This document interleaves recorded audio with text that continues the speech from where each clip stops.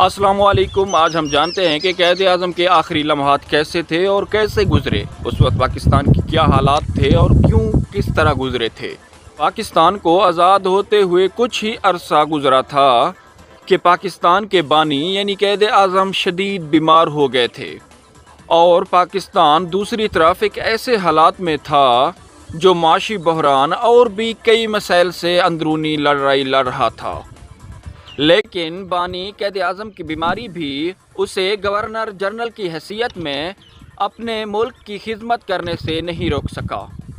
क़ायद आज़म के दौरे हुकूमत में भी पाकिस्तान के मुश्किलात बेइंतहा थे, मगर हौसले मजबूत थे, इरादे बुलंद थे, करप्शन नहीं था, सोच बहुत बड़े थे। उस वक्त माली मुश्किलात के साथ साथ 72 लाख मुहाजिरीन का इजाफी बोझ भी पाकिस्तान के सर पे आ गया था। इन मुश्किलात के अलावा आज़ादी के वक्त पाकिस्तान का कोई आइन नहीं था, यानी कोई कानून बना हुआ नहीं था पहले से।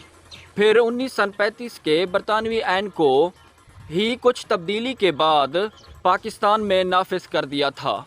लेकिन 30 सितंबर 1947 को पाकिस्तान अक़वामी मुत्तहिदा का रुकन बन गया था।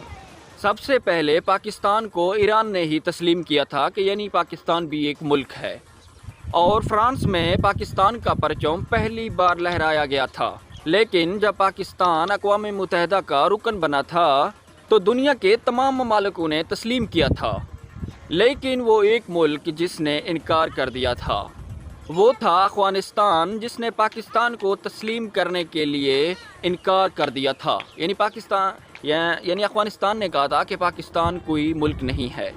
दुनिया के तमाम ममालिक इस बात को एक्सेप्ट कर चुके थे कि पाकिस्तान एक मुल्क है। तो ये थे वो हालात पाकिस्तान के जिसमें बीमार क़ायद आज़म को बलूचिस्तान के शहर ज़ियारत से कराची लाया गया था। कराची एयरपोर्ट पर उतरे तो बीमारी से बेहाल थे, लेकिन उसको इस हालात में ले जाने के लिए एक खटारा सा एम्बुलेंस एयरपोर्ट पे भेज दिया गया था। कहते हैं उसमें नर्स तक ही ना था, यानी एम्बुलेंस में। इसमें मसला ये हुआ कि एम्बुलेंस क़ायद आज़म के घर के पहुंचने से पहले रास्ते में ख़राब हो गया था।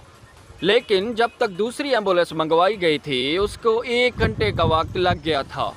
इस सवाल का जवाब आज भी किसी के पास नहीं है कि ये पुराना एम्बुलेंस भेजना एक साजिश थी या फिर एक नई रियासत के हालात ही कुछ इस तरह के ही थे।